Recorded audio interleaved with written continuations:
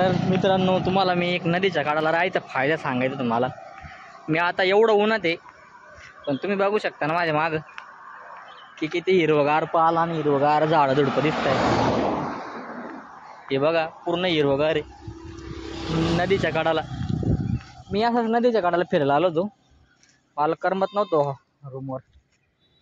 तिथं खाली काय रे भाऊ, मगर बिगर तर नाही ना? तुम्हाला दाखवतो मी कालचा नजारा कसा. या टोपलीला घाबरलो होतो आधी मी, म्हणलं कशाच डोकं निघलेलं बाहेर.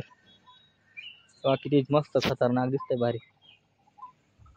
काय हिरवं आहे आणि पलीकडून नदी आहे बरं का, मोठी, खूप मोठी नदी. हीच आपली. हे बघा सगळीकडे हिरवं हिरवं हिरवं हिरवं हिरवं. मी काय कुठं पाकिस्तानमध्ये नाही, आपल्याच इकडे आहे. पण मग बघितलं ना नदीला काढायला राहायचा फायदा. मला सांगायचं काय तर फक्त नदीच्या काढायचा फायदा सांगायचा बस. तर तुम्ही बघू शकता नदीच्या काढाचा हिरवागार पाला. आणि जर मी इथून 2-3 किलोमीटर लांब गेलो ना,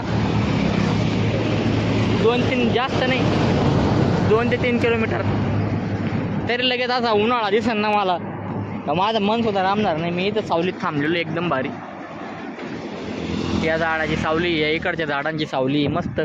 इथं काय कावळा बसेल काय? कावळा नाही दिसत, मोर आहे वाटतं. तर मस्त गाड्या चालू आहे रोडला एक नंबर मध्ये. हा चला आपला ब्लॉग हिरवेगार निसर्गामध्ये लगेच थांबवून घेऊ.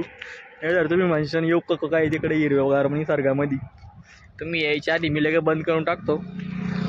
जाऊ आपण कधीतरी कुठतरी बर्फामध्ये, अजून थोडा वेळ आहे त्याला.